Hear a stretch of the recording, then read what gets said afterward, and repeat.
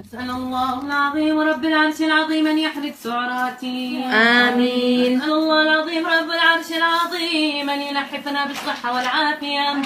آمين. أسأل الله العظيم رب العرش العظيم أن ينشط الأيض. آمين.